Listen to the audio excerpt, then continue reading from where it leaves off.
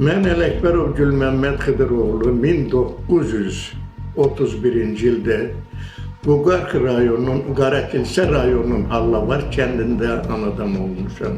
Mən Abbasov Musa Pirəlioğlu 1934-cü ildə Vedvasar mahalının Qaralar kəndində anadan olmuşam. İmanov Xansuvar Abbasoğlu. Mən 1937-ci ildə Uğuculu kəndində anadan olmuşam. Həşimov Rafiq Həşimoğlu. 1946-cı ildə anadan olmuşam Şirazi kəndində. Vedi rayonunun Şirazi kəndində. Yolçu Qorxmaz Osmanoğlu 1950-ci ildə Zəngəzur mahalının Qarakilsə rayonunun Şəki kəndində anadan olmuşam. Məşədə Həsən qızı. Doğulmuşam Ulxanlı rayonunun Aşağı Necili kəndində 1951-ci ildə, aprel ayında. Mən Nəbiyev Fəxrəddin Firidinoğlu 1953-cü il oktyabrın 5-də İcivan Kərvansaray rayonunun Polad kəndində anadan olmuşam. Mən Rüstəmov Cəmil 1959-cu il may ayının 26-sında Sisiyan rayonunun Cömərtli kəndində anadan olmuşam.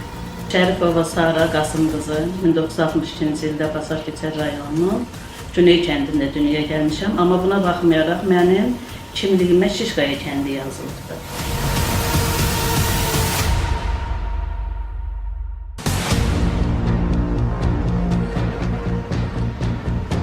O 9-cu əsrin birinci yarısında Çar hökumətinin həyata keçirdiyi köçürmə siyasəti nəticəsində Qacarlar dövləti ərazisində nədən çox 8249 ailə köçürülmüş.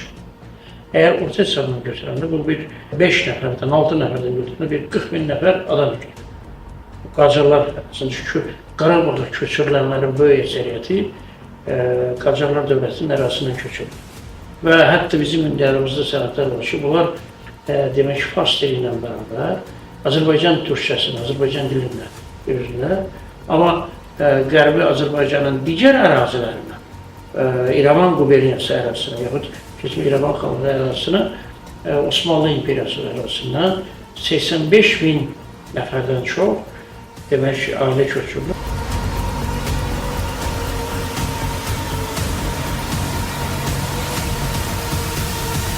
Ağlaq kəndində milliyyətcə başqa heç bir millət yaşamırdı. 500-dən çox ev idi, hamısı da Azərbaycanlı idi, türk kökənli insanlar idi. Həmin kəndi mənim ulu babalarım adı kameral tarixdə Osman gedir. 1725-ci ilin nə vaxtlarındasa, yəni ayını dəqiq deyə bilməyəcəm, öz qohumlarımla gəlib orada kənd salıblar. Ona qədər həmin kənd yaylaq yeri olurdu. İlxıçılar nəsil deyirdilər, ona qədər onlar qışı burada qalırlarmış. 1902-ci ildə İrəvanda mənim babam Məhəmməd Bağır ağa Qazizadə o qızlar məktəbi, bu müasir Avropa tipli qızlar məktəbi açdı. Və ömrünün axırına kimi həm orada dərs deyib və onun bütün maliyyəsi öz boyunda olub. Həm rus dilində, həm də Azərbaycan dilində, ana dilində qızlar üçün müasir Avropa tipli məktəb fəaliyyət göstərdi. Demək olar ki, Azərbaycanın eyni vaxtda Zeynalabdin məktəbinin həm də İrəvan müəllimlər seminariyasının müəyyən maliyyə xərclərini öz boyuna götürmüş və oradakı din dərslərini və ədəbiyyat ana dilində dərsləri ömrünün axırına kimi müəllimlər seminar oradan çox böyük adamlar çıxdı. Birisi Əziz Əliyev oranı bitirmişdi, sonra məşhur bəstəkar Səid Rüstəmov oranı bitirmişdi. Topçubaşov oranı bitirmişdi, Mustafa Bəydov. Yəni o belə bir məktəb idi, Avropa reytingi ilə olan bir məktəb idi. Qori müəllimlər seminariyası ilə eyni vaxtda paralel orada. İrəvanın belə bir mühiti vardı. Ora böyük əksəriyyət bizlər idi, Azərbaycanlılardır. Ermənidən sonra hissə gətirdilər. Və hətta mənim yaddaşımda ermənilər orada Azərbaycanlılardan az idi. Küçədə hamı Azərbaycan. Hətta o ermənilərin özləri adınca danışırdılar. Qaxtaqan deyirdilər erməniləri, yəni ki, gəlmə ermənilər. Qaxtaqan erməniləri İrandan gəlmə erməniləri deyirdilər. Onlar gəlib dolublar. Sonra bunlar gəlib dolandan sonra Karvansaray rayonunun ətrafında yaşayan İcevan rayonu, indiki İcevan rayonu kəndlərində, o kəndlərdə hamısında Azərbaycanlılar yaşayır. Sonra o Azərbaycanlılar erməni təcavüzü nəticəsində oradan gedəndən sonra orada gəlib ermənilər məskunlaşmışdı. Anam danışırdı ki, yəni köklü Zəngibasardan idilər. Zəngibasarın qədim adı Ulxanlı olub.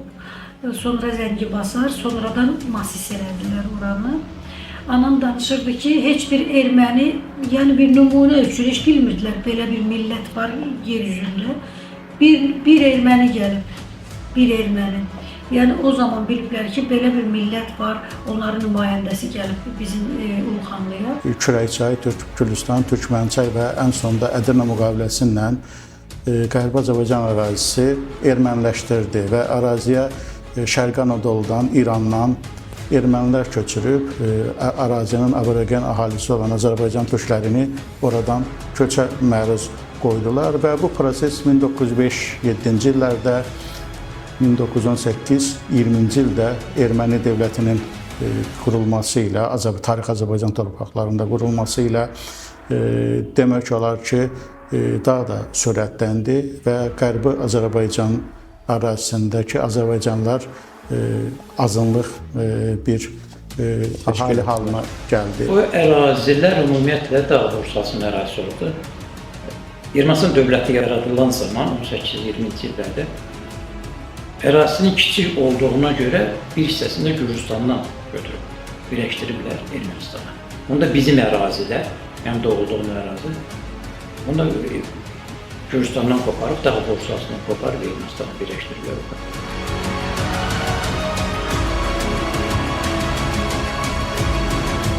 Bizim rayonda Oxçu kəndi vardı. O Oxçu kəndi 1904-cü ildə orada 2000 nəfərə qədər əhali olub. 1918-ci ildə dekabrın 11-də Andranik Ozanyanın dəstəsi ora hücum eləyib. Cəmaatı bütünün aldadıblar ki, bəs sizi köçürdürük, yığırıq, sülh qoyuruq, qırğın qiyamət qutarır, sülhə gəlirik. Cəmaatı daşıyıb, yığıb məscidə od vurub yandırıblar. Qafanda əsasən deməli 130 kənd olub. 1920-ci il Sovet hakimiyyəti qurulana qədər o 130 kənddən yalnız 26-sında erməni olub. Sırf hamısı Azərbaycan türkləri olublar. Abbasqulu bəy Şadlinski ermənilərlə Andranik'in ordusu ilə, Derel'in ordusu ilə müharibə aparan vaxtı onlar istəyiblər ki, Vedibasarı işğal edirlər. Vedibasarı keçələr, Vedibasarı tutalar. Amma Abbasqulu bəyin özü müdafiə dəstəsi 2 il onlara qarşı müharibə aparıbdır. Və qoymayıb ki, Andranik'in dəstəsi topla, tüfənglə Vedibasara girsin. Mənim babam Abbas Əhmədov 1896-cı ildə Bayaziddə anadan olubdur və sonra 20-ci əsrin əvvəllərində vəhşi qan içən Andranik'in Azərbaycan türklərinə qarşı törətdiyi soyqırım nəticəsində böyük bir qaça-qaç, köçə-köç hadisələri baş verib və onlar da Göyçə gölünün bir sahilindən o biri sahilinə köçüb Göyçədə, Dərə kəndində məskunlaşıblar.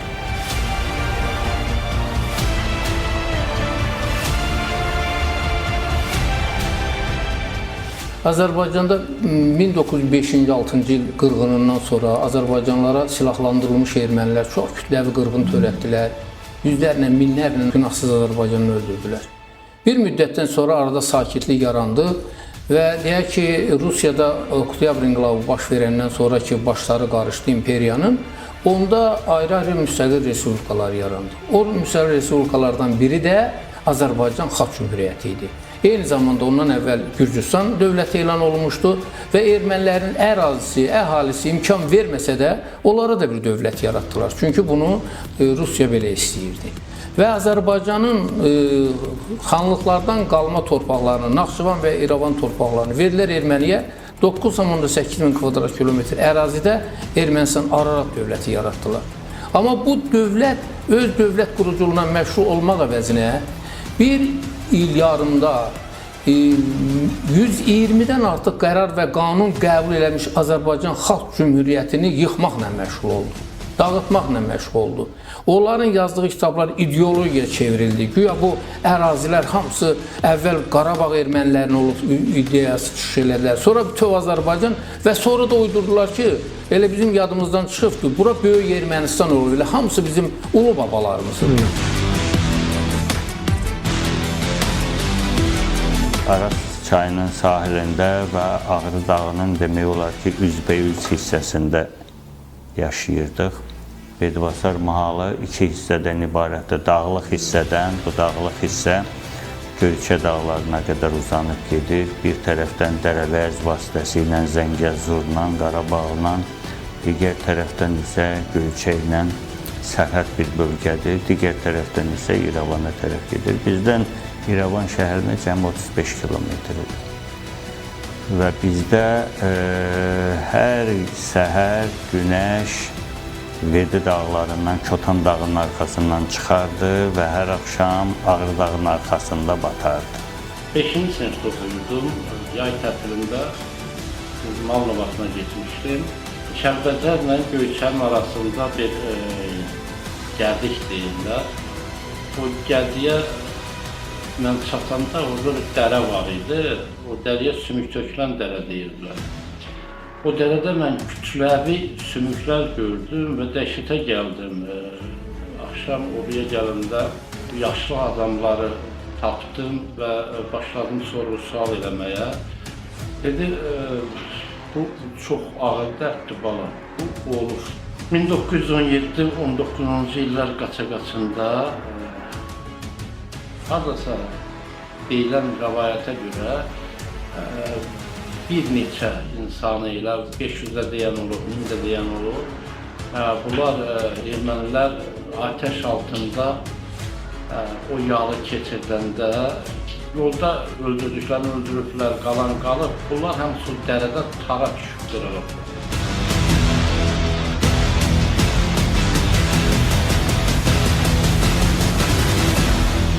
Mənim atam dözə bilməyib. Və gəlirdilər başqa yerlərdən, ermənilər gəlib kənddə, rayon mərkəzində binamusçuluq eləyəndə ermənilərin öz əllərindən aldığı silahı özlərinə qarşı işlədib. Bu hadisələr olub bu 30-cu illərdə. Elə buna görə də qaçaq düşüb. 1936-cı ildə noyabr ayında atamı həbs ediblər. 2 ay sonra atamdan böyük qardaşı Hüseyn əmi həbs ediblər. 38-ci ildə isə o biri əmim ailəsi ilə birlikdə Qazaxstana sürgün olunub. 47-ci ildə atam uşaq imiş. Onun atası gilləri köçürdüblər. Bizi doldurmuşdular deyir, yük vaqonlarına, uşaq idik deyir. Qardaşlarım deyir, onlar da körpə idilər, uşaq idilər. Anam, atam, hamı, millətimiz hamısı deyir. Oradan bizi yük vaqonlarına doldurmuşdular. Azərbaycana, nə bilim Qazaxstana, hara gəldi. Yəni ki, ancaq ki, çıxsınlar buradan. Rayonumuzun adını 4 dəfə dəyişdi ermənilər. Uluxanlı, Zəngibasar, bizim kəndin qırağından Zəngi çayı axırdı. O Zəngi çayı da gedib Araza tökülürdü. Atam danışırdı, orada bir sarı suyun körpüsü deyilən körpü vardı, böyük körpü. Anam, atam danışırdılar ki, 1906, 1918, 14-18, 20-21-ci illərdə 48 ata qohumlarım 1948-də axırı anam danışırdı ki, bu da 88, 4-cü qovulmadır ki, biz vətənimizdən qovuluruq.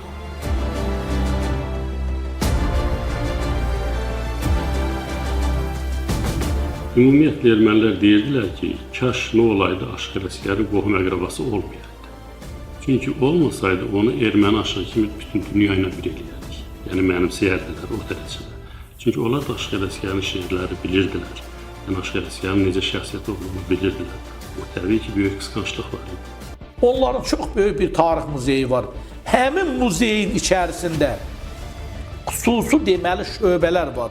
Xüsusi artıq baxış üçün muzeydir də, hamı gedə bilər. Orada insanlar bəlkə də cəlladlığın ən axırıncı nümunələri olan şəkillər yaradıblar və erməni dığasına, o alçaq şərəfsizə deyir ki, bax, türkdür bizi öldürür.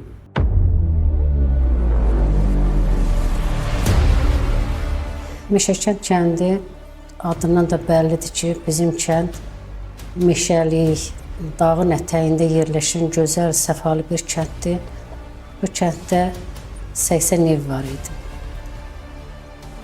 Hamı çox mehriban idi kəndimizdə.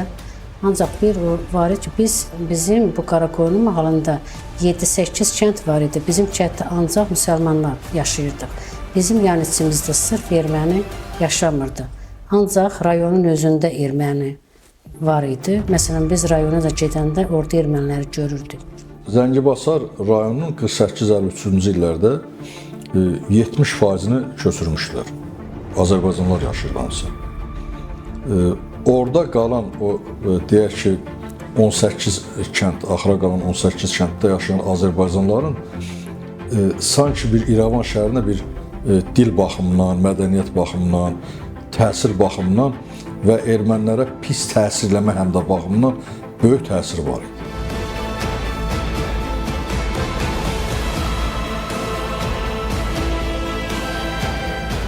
Erməninin analar, ataları elə uşaqlarını elə o vaxtdan başa salırdı ki, bizdən danışmasınlar. Yəni qaçırdılar. Yəni həmişə düşürdük həyətdə məsələn bərabər oynadığımız, yəni uşaqlarla biz qaçırdılar da bizdən. Biz uşaq olanda başa düşmürdük. Çünki onlar sual verirlər ki, hayes Türkiye'z.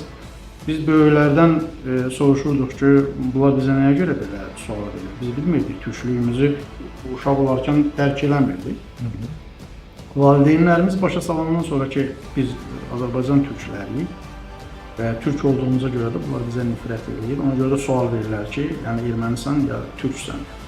Ən əsas o ciddiyyət yarandı erməni xalqına ondan sonra ki, Zarubyan gəldi, Rostovdan birinci katib.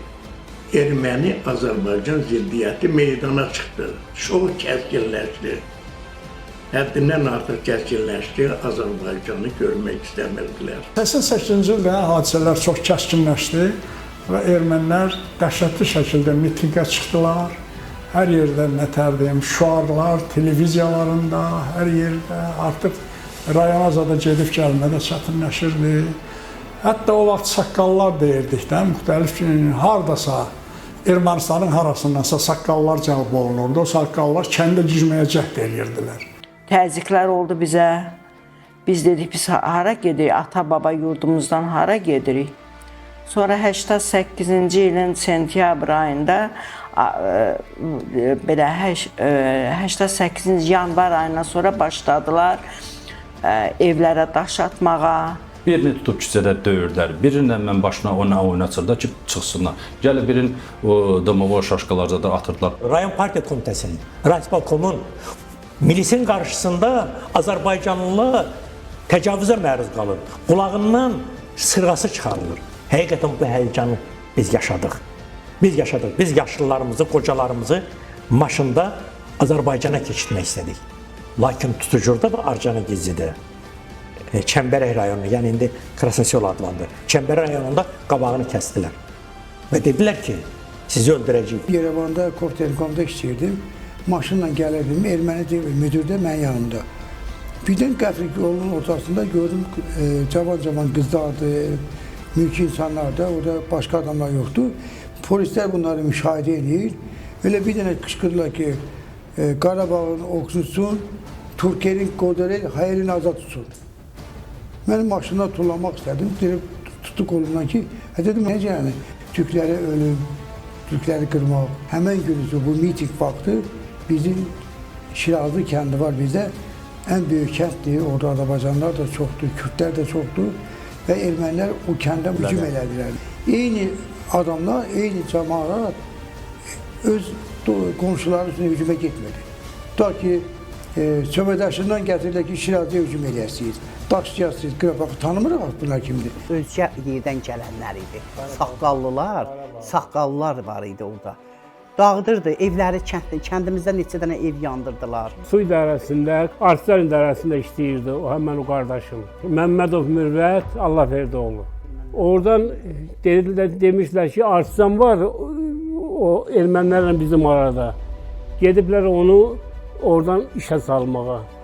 Oradan onları tutub girov aparmışdılar. Ağdərə rayonunun kənd var idi orada, Qırmızı kənd. Orada bunları öldürüblər çayın qırağında. Demək, dağın döşünə belə düzüblər. Oradan da torpağı üstlərini doldurmuşdular. Mən Yerevana gedib gəlirdim yoldaşımla. İlk avtobusda hiss eləyirdim mən onu. Ki, oturanda avtobusda deyirlər türk-türk. Həm də danışırdılar. Görürdüm Qarabağ haqda danışırdılar onlar. Amma o qədər düşünmürdük ki, yəni belə bir hadisələr ola bilər, biz qovula bilərik. Heç düşünmürdük. İndi axşam tərəfidir, gəldilər, yığışdılar, maşınlar, zatlar, zapravka var idi orada. Zapravkanın yanına, bəlkə həm də bir 100 dənə, 200 dənə maşındır, hər maşında da 5-6 nəfər. Elə bilirsən ki, nədir da bu? Müraciət elədi ki, əhali çıxa bilmir. Çünki getsə, yolda artıq hazır vəziyyətdə ermənilər dayanmışdı, çaqqallar məlumatlar verilirdi. Bizi orada öldürə bilərdilər. Vertolyot göndərildi Azərbaycana. Və yazıq kişi çıxmaq istəmirdi. Deyir ki, onsuz da dəfələrlə getmişik, gəlmişik belə. O faciəni o qədər görmüşdü ki, o devirdə elə bir təsəvvür 18-ci ildə bizim kəndin cəmaatı çıxanda, onda da soyuqlu, qarlı, qışlı gün vaxtda çıxmışdı. Çünki o Mehdi babam danışırdı belə. Deyir, biz deyir, çıxdıq və Şirəli adında bir nəfər bilmirdi, deyirdi, artıq kətdə cəmaat. Şirəlini deyir, qalağa saldılar, qalaq da bilirsiniz nə idi, o gəlmədən hazırlanırdı. O gəlmə qalağına deyir, salıb deyir, yandırdılar deyir. Anamla yoldaşım həyətdə gözləyirlər, yolu qırağındaydı mənim evim, maşının içində. Elə bil ki, bir əsr vaxt çəkdi mənim evimdən çıxmağa. Hər küncünlə, divarlarından, yerinlə, göyünlə, daşlarımla vidalaşdım. Əlim çatan yerlərə əlimi çəkirdim. Əlim çatmayan yerlərə gözümlə, gözüm baxışlarımla vidalaşırdım, çəkirdim. Mən həyətə çıxdım, indi itlərlə vidalaşmalıyım, evlə vidalaşmışam. Gördüm, itin ikisi də titrəyə-titrəyə üstüm atıldılar. Titrəyirlər önlərdə. Mən aşağı əyildim, itlər bərabərində vidalaşıram itlərimlə. Amma elə hönkürlüyə bəndəm, içim dolur. Gördüm, hər ikisinin gözündən dolu kimi yaş axır. Bunlar haradan bilirdi mən köçürəm, bunlarla vidalaşıram, axırıncı görüşümüzdür. İtlərin gözündən dolu kimi yaş axır. Bu momentdə məndən dəhşətli bir hönkürtü çıxdı.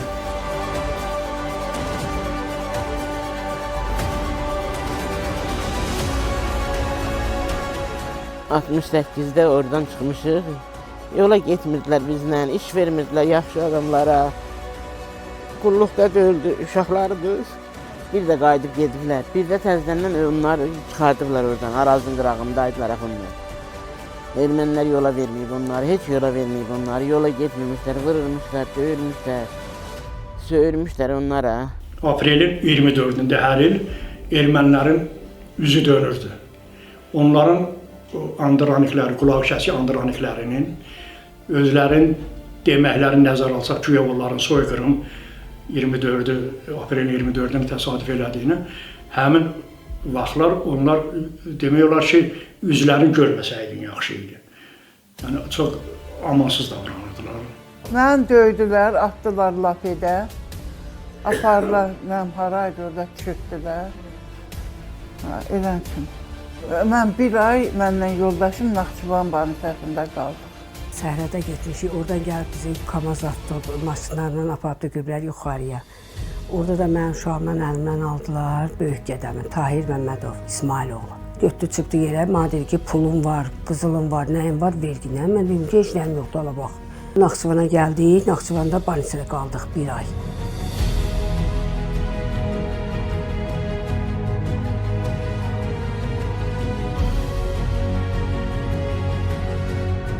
Çox belə ağır işgəncələrə məruz qalmışıq. Qərbi Azərbaycanda olarkən. Qonşu kənddən neçəsini turbanın içinə doldurdular, bağladılar, qaynaq elədilər o böyük turbalara. Yəni, Sovetlərin düz dönəm vaxtında Sovet ordusu, Sovet hökuməti bizə yayındırmadı. Zülm elədilər bizə. Bir quru canımızı götürüb çıxdıq. 69-cu ildə babamgil bizi götürüb gəliblər bura. Ona görə ki, orada babamgil ermənilərlə yola gedə bilmirdilər. Qonşularımız erməni idi, nə bilim, Qras var idi, Diqram var idi. Bayra çıxanda da söz atırdılar, incidirdilər. Ona görə də babam bizi götürdü, Xaçmaz rayonunun Müşkür kəndinə getdi. Ermənilər qovdular bizi. Biz sərhəd boyu Rəşbərə gəldik. Zəngi çayının böyrü ilə yanından bizi çıxartdılar Naxçıvana. Naxçıvandan da qatara mindik, bizi getdilər Bakıya. Bakıda da qaldım. 1990-cı ildə Xaçmaza gəldim. Biz o dağların başına gələndə gördük, orada qar yağıbdı və böyük növbədir sanki. O yollar bağlıdır artıq, heç kim keçə bilmir, avtomobillər batır qalır. Deməli, köçdü artıq. Hər hamı 2 yol var idi də. Digər ərazidən Qazax tərəfindən gəlirdi. Biri Gədəbəy tərəfdən qalxa bilirdi, biri də Kəlbəcərdən bir yol idi. Kəlbəcərdən hər halda Ağdara vasitəsilə, dəqiq xatırlamıram. Yəni, ancaq fakt Kəlbəcərə gəlirdik və Kəlbəcər yaxın olduğuna görə uşaqları və qadınları daha çox ora gətirirdilər ki, onların təhlükəsizliyini təmin edək. Mənim qohum, əqrabam, atam, əmilərim və nəslim, köküm hamısı oradan dağla aşmışlar Gədəbəyə. Qarlı, qışın noyabr ayında, qar, qış. Mənim yolda anam yıxılmışdı, ayağı sınmışdı ki, ayağı da. Çox çətin bir vəziyyətdə Gədəbəy, Nivanovka kəndinin onların qabaqlarına traktorlar, seyfli traktorlar göndərib gətirmişlər. Mənim bibimgil oradaydılar, demək, oradan gələndə qışda dekabr ayının 8-də oradan çıxmışdılar.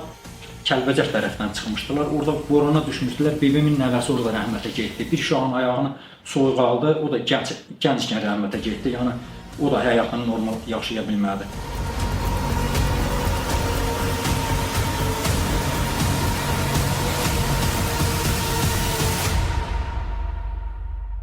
Mən 5 yaşından sonra uşaqlıq yaşamamışam.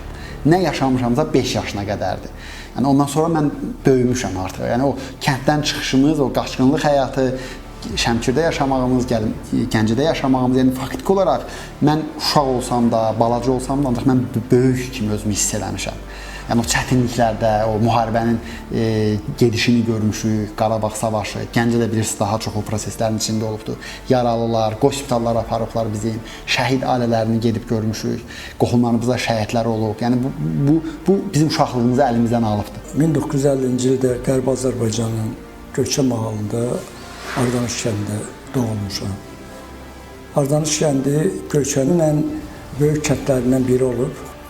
2500 nəfər əhalisi olub. O kəndin həmişə xatirəsindən yaşamışam. Elə bu gün də elə həmin xatirələr xəyalımdan da çıxmır. Çünki mənə elə gəlir ki, çox maraqlı uşaqlığım keçib, gəncliyim keçib. Birdən bir adam görəndə deyirəm, bizim kənddə filan kəsə oxşuyur. Filan kəsin evini görəndə deyirəm, bu bizim kənddə filan kəsin evinə oxşuyur. Bir rayona gedəndə. Onun bircə adı var, bu deportasiyadır. Özdə həm Moskva tərəfindən planlaşdırılıb. Eyni zamanda Ermənistanın bütün rəhbərliyi, özdə bütün səviyyələrdə.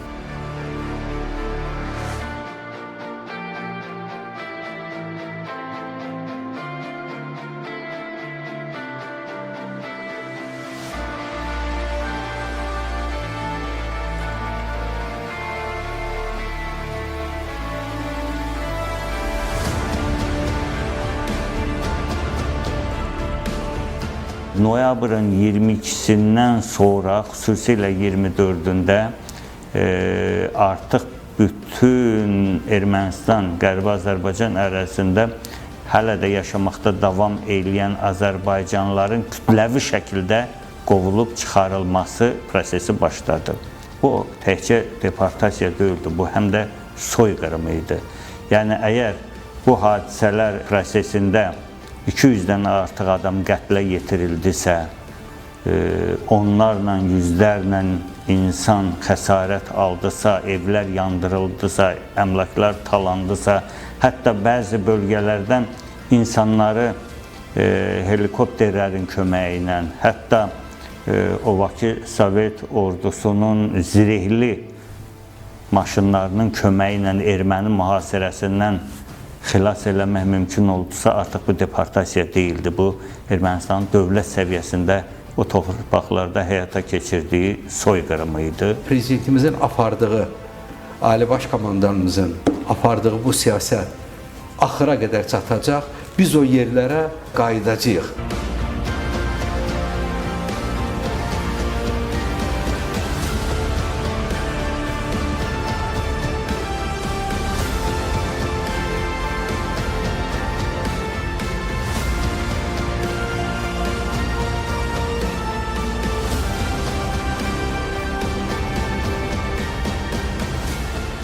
Bütün nəyimiz varsa qurban olsun vətənə. Nə əzab çəkmişiksə, başımıza nə gəlibsə, nə itişimiz olubsa, nə məhrumiyyətlər çəkmişiksə, o vətənə qurban olsun. Biz qayıtsaq, hesab edin ki, bunun hamısı bərpa olunur. Bizim hər hansı bir ərazi iddiamız yoxdur. Biz aid olduğumuz yerə, öz torpaqlarımıza sülh yolu ilə qayıtmağın tərəfdarıyıq və qayıdacağımıza da inanırıq. Dədə-baba torpağımızdır da, biz o torpağı heç vaxt heç kimə bağışlaya bilmərik. Yəni o bizim öz torpağımızdırsa ora qayıdarıq. Yəni o torpağa qayıtmayan elə bir insan ola bilməz ki, Qərbi Azərbaycana qayıtmasın. Qayıtsam, şəkil şəxsən öz evimdən başqa evdə getməyəcəm, yaşamayacam. Mən özə bilirəm mənim evimdə həmin buradan gedən, Bakıdan gedən erməni yaşayır. Biz qayıdacağıq.